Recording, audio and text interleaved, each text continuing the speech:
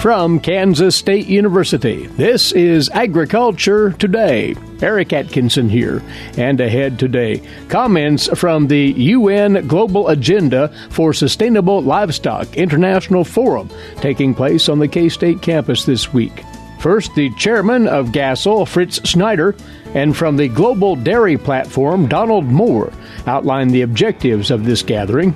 And one of the featured speakers from the University of California, Davis, Alison van Eenennaam, will talk about how genetic innovations contribute to livestock sustainability. Later, from the Kansas office of USDA Rural Development, David Kramer will talk about the USDA's Rural Energy for America grants program. And later, with this week's Stop, Look, and Listen, K-State's Gus Vanderhoven, right here on Agriculture Today. Hamburgers, roast, ribs, steak, or whatever you prefer. Beef, it's what's for dinner. Kansas cattle farmers produce 7.5 million head of cattle per year. It takes about 7 tablespoons of peanut butter to get the same amount of protein in 1 serving of lean beef. Support your local Kansas farmers and ranchers. Eat beef. This message was brought to you by the K-State Animal Sciences Leadership Academy participants.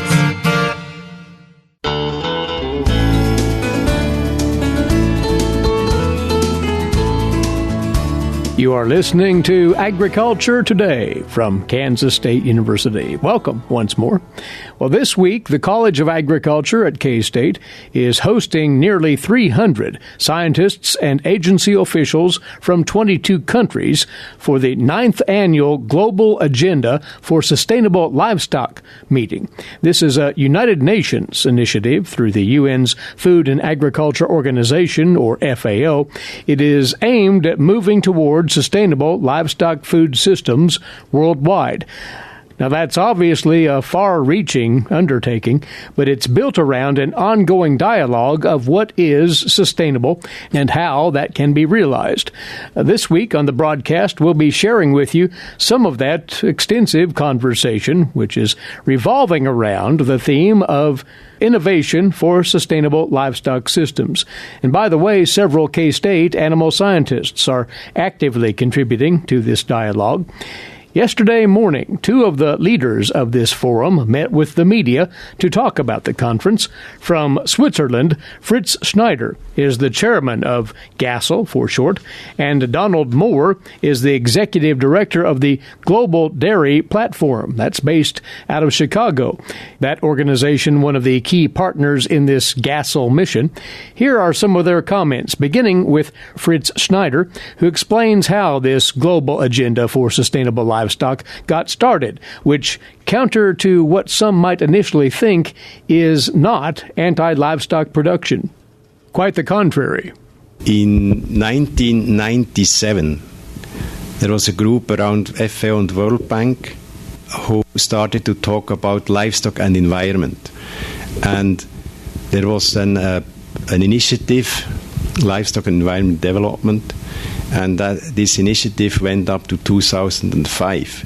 In 2005, FAO, together with this group, produced the book Livestock's Long Shadow, which was actually treating only the environmental aspects, mostly negative aspects of livestock worldwide.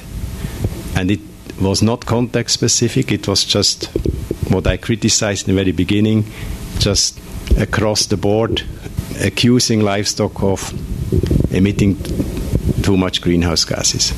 There was a big hue and cry, and the same group then developed a more balanced document.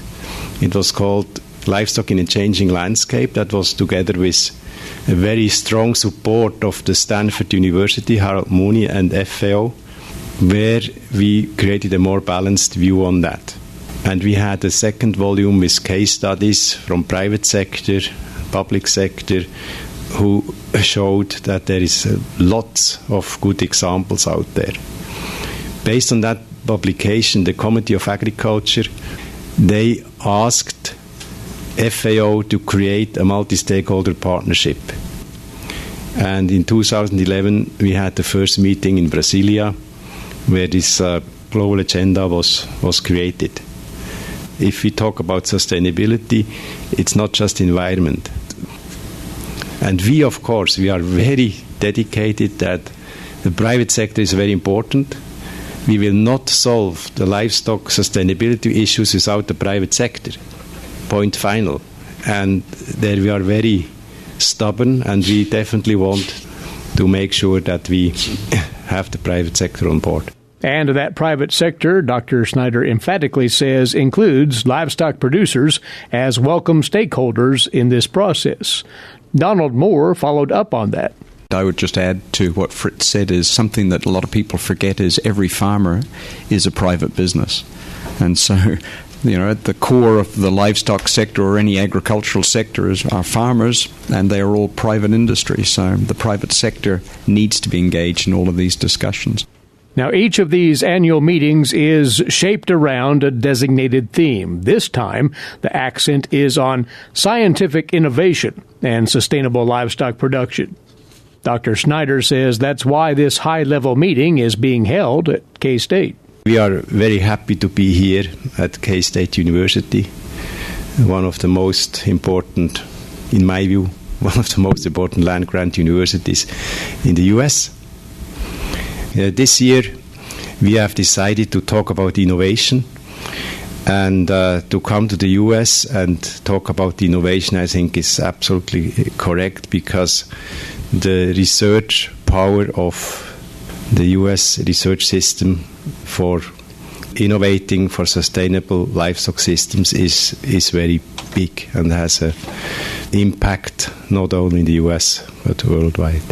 And Donald Moore echoes that. He thinks that by having this meeting in the U.S. for the first time, the livestock sector will have a greater voice in the discussion.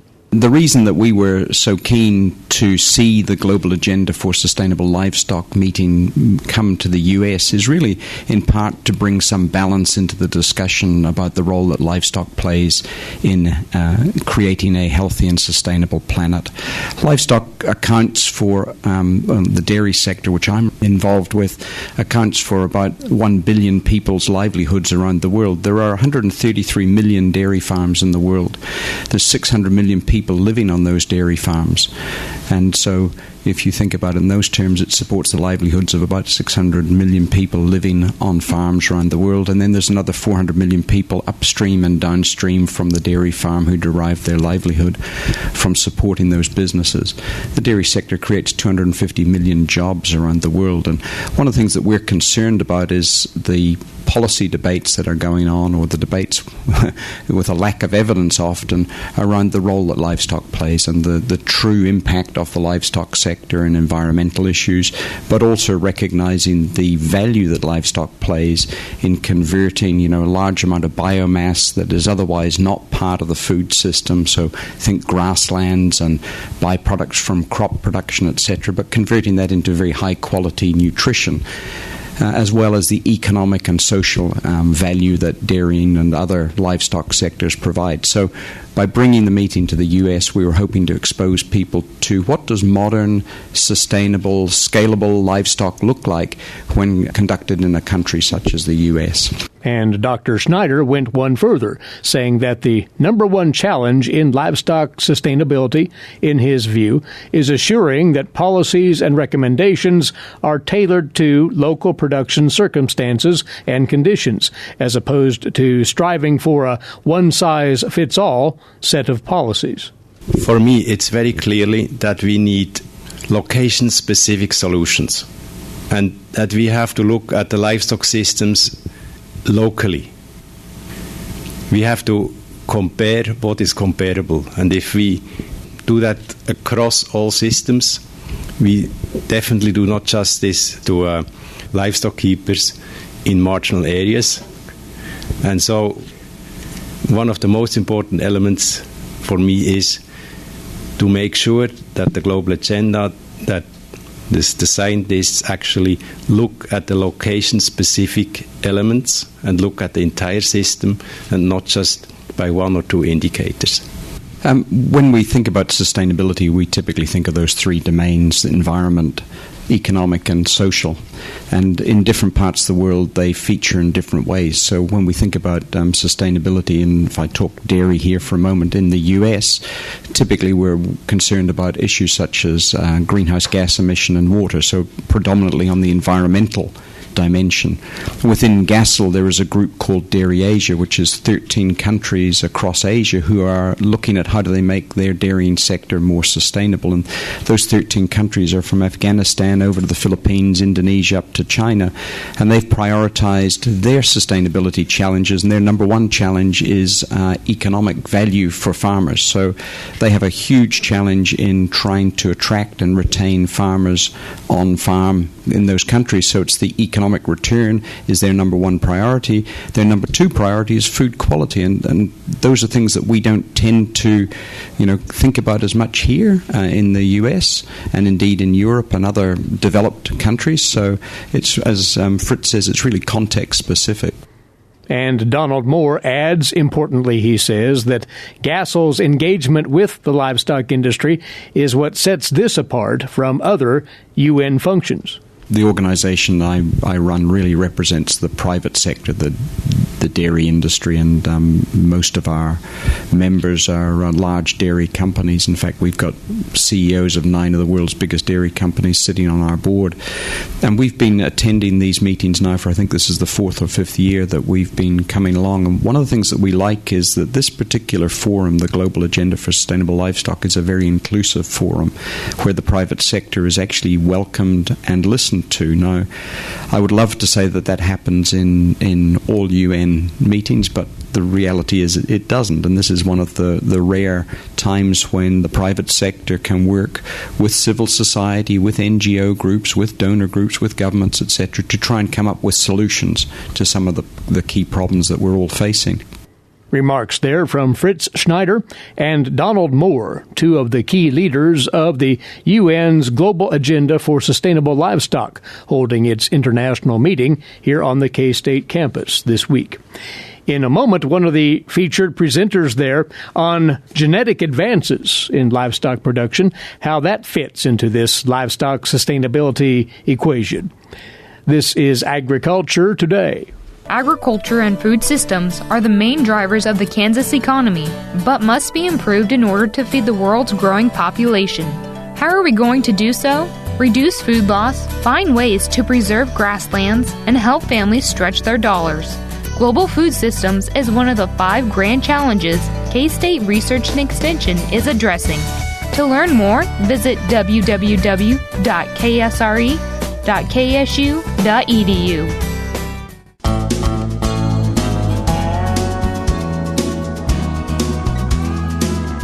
Now for you on Agriculture Today, more from that United Nations Global Agenda for Sustainable Livestock Conference here at K-State this week. One of the featured speakers, as you'll hear, is an unabashed proponent of scientific advances in food production in general, and in specific in her area of expertise, livestock genetics. Alison van Eenennaam is a longtime livestock geneticist at the University of California, Davis. And her presentation was on the use of biotechnology and genomics as keystones to sustainable livestock systems. She set the tone by citing example after example of how scientific and technological advances have led to enormous strides in more efficient, more productive, less environmentally impactful, and therefore more sustainable food production. And she then emphasized that there is a cost to foregoing such innovation, and that, she says, must be recognized.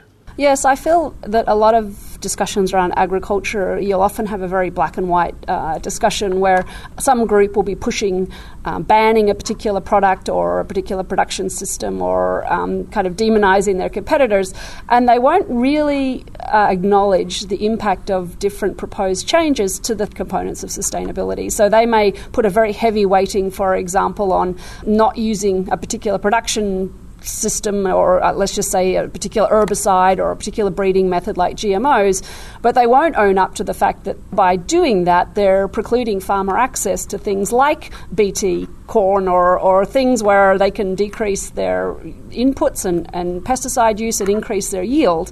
And so you just get this one-sided view that doesn't really acknowledge the opportunity cost of not allowing that technology to be used by farmers. I want to come back to addressing that lack of knowledge about the cost in just a second, but you did spend some time outlining the field of genomics. You have worked with dairy cattle generally, in your work at UC Davis. And talk about the promise of that field as it's come onto the scene here the last few years. Yeah, so genomics is such it's a relatively new field. It's only really been a decade since we've had the whole bovine genome sequenced. And so the 3 billion base pairs that make up a cow, we now can sequence many cows, and we've actually got thousands of bulls that have been sequenced. And we see all this underlying genetic variation that is actually the fuel of our breeding program. So when a breeder selects a good bull and a good cow, they're basically selecting animals that have naturally occurring genetic variants that make those animals more productive or more suited to their production system. And so they're basically glorified matchmakers that are blending together the genetic variation that is just part of our populations to select the parents of the next generation. And genomics, where you can basically genotype a cow and get back data on 50,000 different genes in the genome and see how lucky they got in genetic roulette. So you made a good bull and a good cow, you get 10 offspring, let's just say. 9 of them got an average lot of genetics, and then there's one that just got super lucky, got really good genes from mum and dad. And everyone's got a kid like that, right? Usually your first kid comes out like that. And then the next one comes along and you're like, what the heck? And it's called Mendelian segregation. And so genomics lets you pick which one's got the best alleles from mum and dad, and then they can be the parents of the next generation. So it gives you a look under the hood of Mendelian sampling. Now, under that heading, gene editing, more specifically, something that you are quite engrossed in your work. But this is the next step forward, and it's a much-discussed topic. But talk about your work and your take on gene editing and its future. Yeah, so gene editing is really, again, has been around about a decade, but it gives breeders the opportunity to very precisely introduce useful genetic variations into breeding programs. And so I've got a very good animal, it does everything I want, but maybe in the case of a dairy farmer, I don't want them to grow horns. And so I can use editing to bring in the genomic sequence that makes the cows not grow horns, but I haven't diluted the excellence that dairy animal carries. And so it enables you to bring in useful genetic variation, often within a species. So, for example, the allele not to grow horns is present in all Angus cattle, and any Angus breeder will know what I'm talking about. And you can bring that in using editing and basically get polled Holsteins or dairy cows that don't grow horns, and you haven't diluted the excellence of that dairy genetics. And so it's a very exciting area, and there's a lot of research being done on introducing genetic variation by turning off genes that make animals susceptible to disease. And so, for example, PRRS, the porcine reproductive and respiratory syndrome virus in pigs, you can turn off the gene that renders those animals susceptible. They're no longer susceptible. You haven't introduced any foreign DNA. You've just basically done exactly what nature does all the time. You've introduced a genetic variant that makes those pigs resistant to that disease. And as a breeder or a geneticist, to me, that's a really it fits all the sustainability. It ticks all the goals. The pigs are more productive. They don't get sick. They have better welfare. You don't need to treat them with antibiotics. And you don't waste that animal. And we lose 20% of animal protein to disease. If we could use this tool to help make disease-resistant animals, then that, to me, kind of is a triple win for sustainability. But in conveying that message, and you're touching upon it right there, a lot of focus is lent toward improving productivity, where there is this animal welfare component that goes overlooked. And you think that as the story is shared about this technological advance, maybe those sorts of things need to be highlighted even more.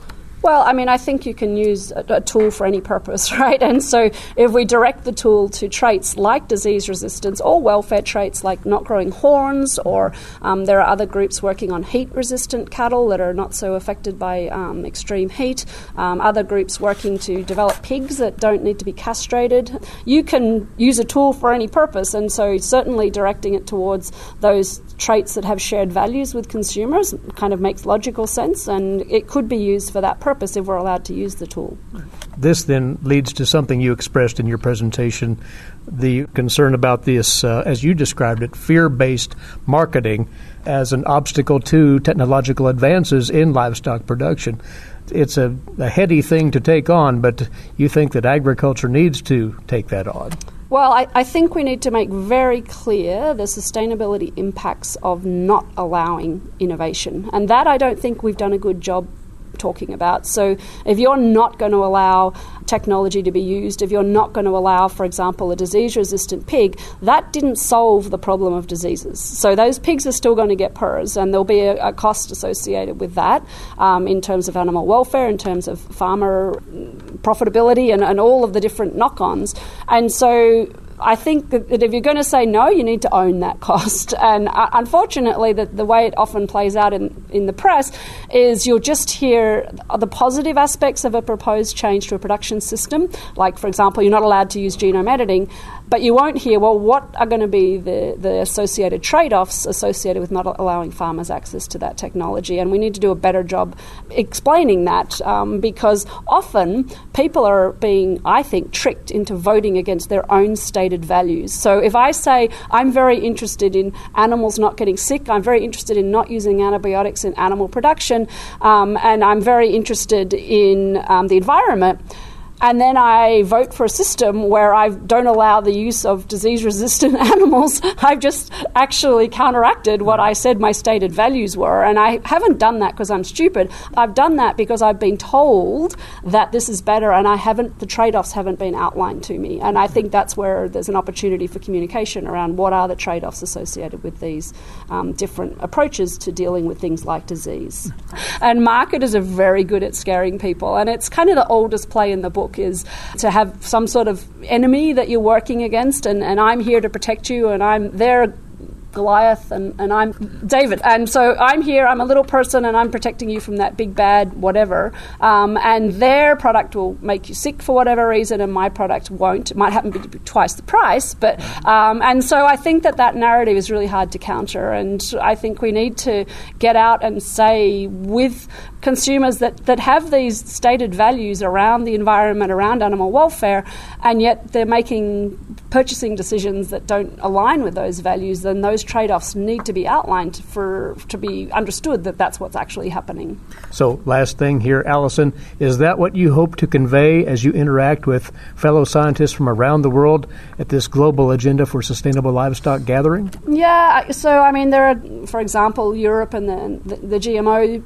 example, and so there's a very real feel there that they're very interested in the environmental footprint of our food production, and yet they won't allow a technology that's demonstrated to have these huge reductions in insecticide use and increase in yield and decrease in tillage and all these positive knock-ons, and it's like that doesn't align with what your stated goals are. And so I think it's important, even in a group that understands agriculture like this, that these kind of entrenched viewpoints have to be challenged with what the objective data says around these technologies. And I think that's the challenge of agricultural scientists, particularly because a lot of these notions are almost treasured beliefs of people that maybe don't work in agriculture, that, for example, GMOs are bad, but the objective data from every scientific society in the world says that's not true.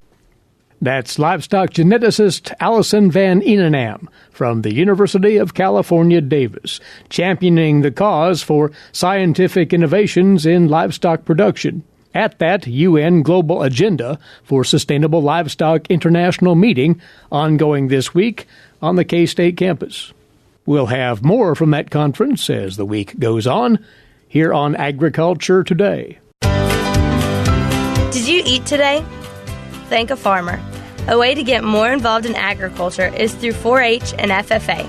Through 4-H and FFA, we have been given multiple opportunities to grow as leaders and learn more about agriculture. You can learn skills related to jobs, public speaking skills, and you get the opportunity to travel around the country and meet new people. If you want more information about getting more involved in 4-H and FFA, visit them on their websites at kansasffa.org and kansas4h.org.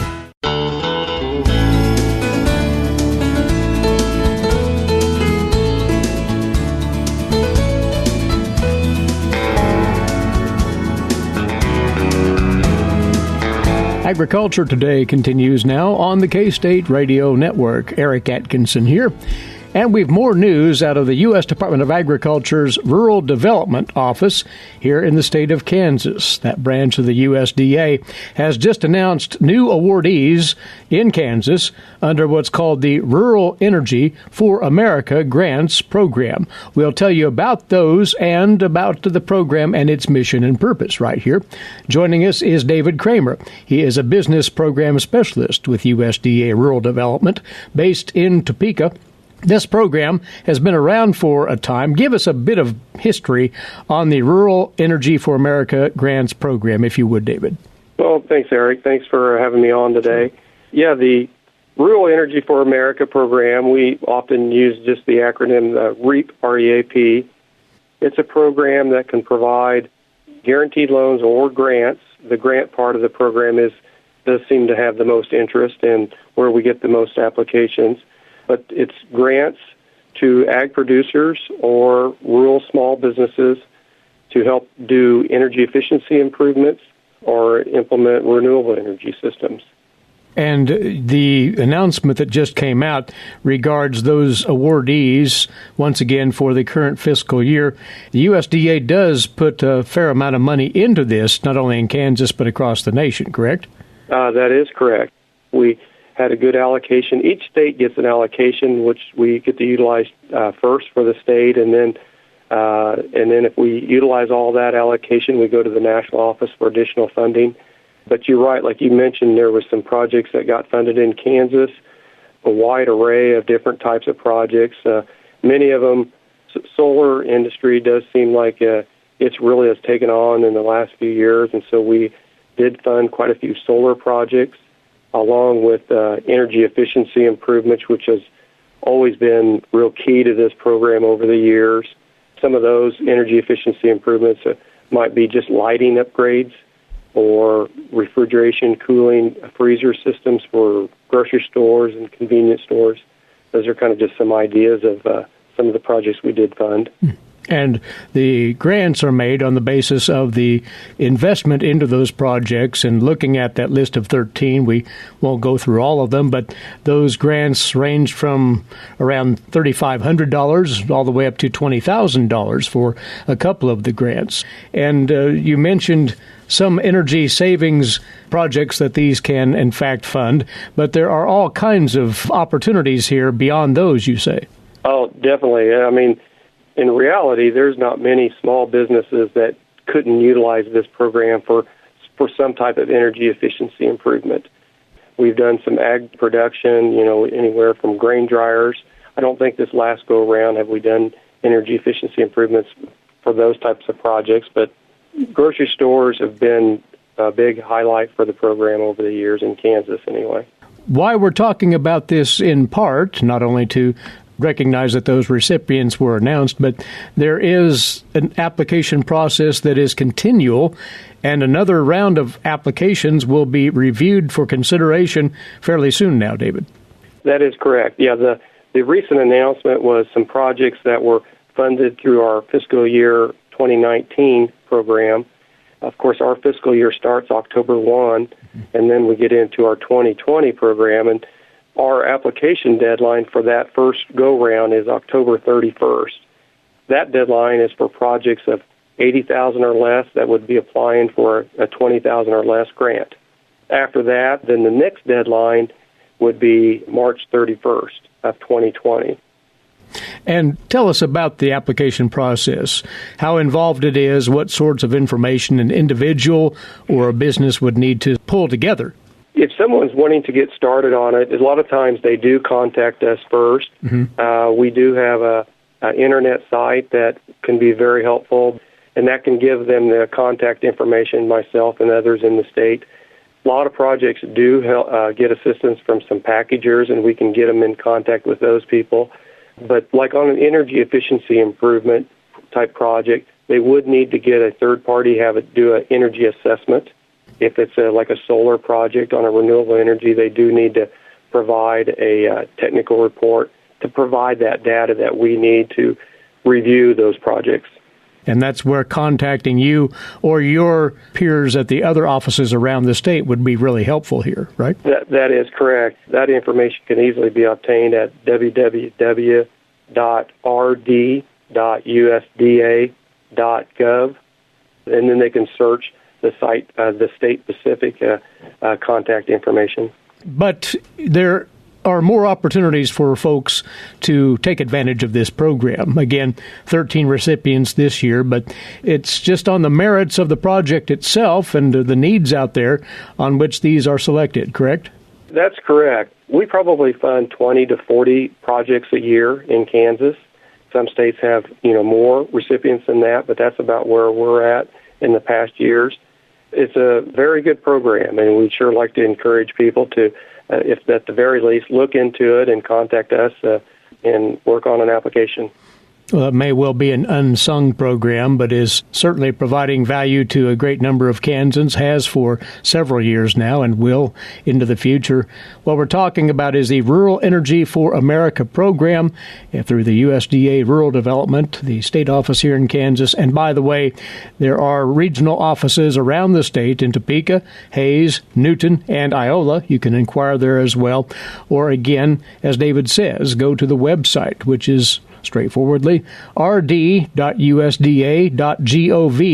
Click on the Kansas link there, and that'll take you to the contact information, email addresses, phone numbers, and so forth. But lastly, David, they need to get this business taken care of before October the 31st, right? Yes, definitely. And by chance, though, if they miss that application window of the October 31st, still apply. The next application window would be the March 31st. So it would be great to get some applications, or we have some already, more applications in by the first deadline, but keep working with us. We'll help you out.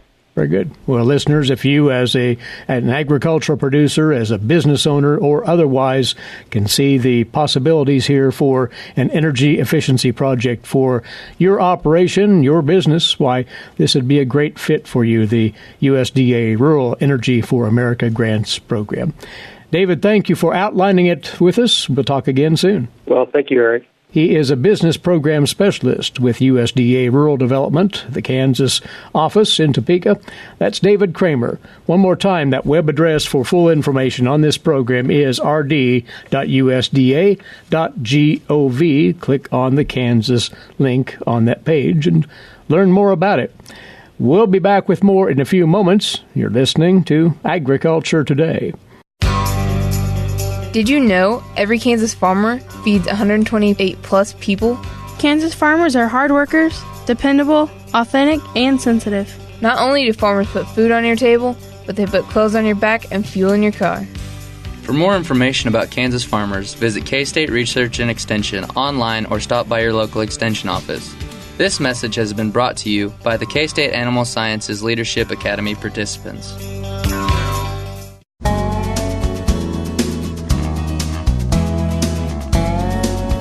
This is Agriculture Today. Stop, look, and listen. I'm sure the old Kentucky people would have learned quickly if they got killed from drinking the brew. That's Gus Vanderhoven of Kansas State University with comment on life in rural Kansas. Okay. I'm not trying to be a smart aleck or someone who knows it all. Honestly, I'm not trying. However, in the September 29 Kansas Farmer issue, there was an interesting article written by Kurt Ahrens.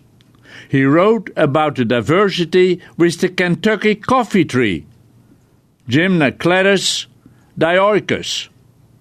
I read the article twice. It's well written and informative. However, he forgot to mention what I think is very important to make this tree even more attractive to the use in and around a yard or homestead. Among other things, he makes a note of the fact that it could make a good and lasting fence post. I've never tried that. He says a good post may last up to 50 years. Look at my age. That's not long enough anymore. I swear by Osage's orange fence post. I've used and set several, and I know they will outlast me as well as the next generation and beyond. I have some very old gate posts with old wire still standing strong. But back to the Kentucky coffee tree. It is regarded as a native tree, and I have a small grove of them standing in a small valley with a draw. When I saw the Kentucky coffee trees there for the first time, I was happily surprised. It is the only place I've ever seen them on the farm. Kurt writes, and I've read it in other books, that the leaves and seeds are poisonous to livestock and man. Even drinking water contaminated by fallen leaves and seeds is said to have killed livestock. Michael Durr, who wrote the book Manual of Woody Landscape Plants, claims that when he was a youngster, he would chew on the Kentucky coffee tree beans. It are the beans that gave the tree its name. The early Kentucky settlers made a coffee substitute of the beans. Apparently, the boiling and the draining made the poison safe. I'm sure the old Kentucky people would have learned quickly if they got killed from drinking the brew. Of course, it is the female tree which produces and carries the large dark pods with the big seeds. Because the tree separates out in female and male, one can select to grow with or without the big pods. I like the female tree with the showy big pods, especially in the wintertime while they are still hanging on. Once they drop, they can be messy and might cause problems when eaten. But, as Michael Durr writes in his book, we have a choice, and that is what the article written by Kurt Ahrens did not mention. I think the Kentucky coffee tree should be planted more in the landscape in parks or around homes. But plant the male tree. It does not have the pods. I have one growing on the west side of our house. It is a male tree, no pods. I like its growth form, growing 60, 75 feet tall with a kind of coarse branching structure shaped in a rough oval form. It's even said it has a clumsy look the way its branches reach out. It's one of the late trees to leave out in spring, which can be a good thing if the warmth of the sun is still wanted inside the house. The seed pod can be up to 10 inches long, containing large, round, hard-shelled seeds. Being dioecious, only the female tree bears the pods. Propagation by seed does not guarantee male nor female trees. To get a line of the male tree, one has to propagate vegetatively. Yes. You use cuttings. Nursery have used tissue culture with success. However, none of this is easy, but it can be done. In the trade, there are now several good male clones.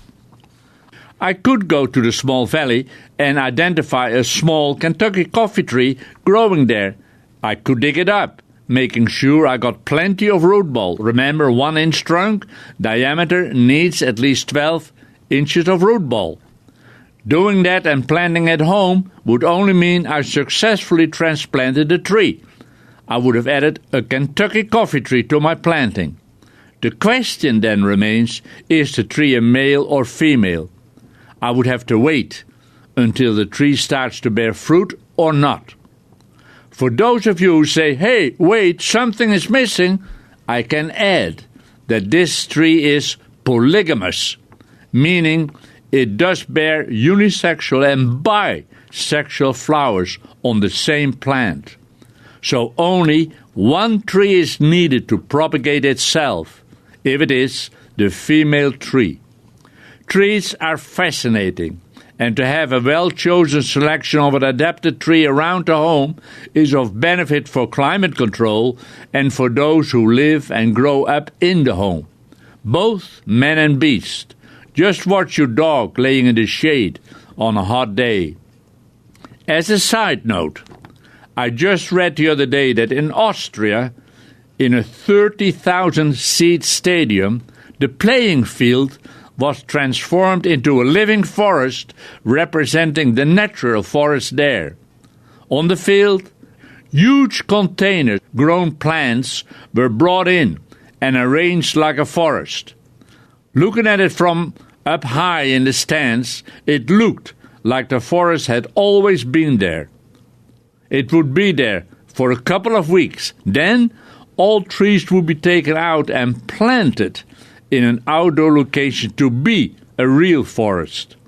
Just think about that. It gives a different meaning to the expression, plant a tree. I want to say thank you to Kurt Ahrens for talking about the farmstead forest. Gus van der Hoeven of Kansas State University with his weekly commentary on life in rural Kansas. Our time's away for today. Thanks for tuning in. Eric Atkinson here for Agriculture Today over the K-State Radio Network.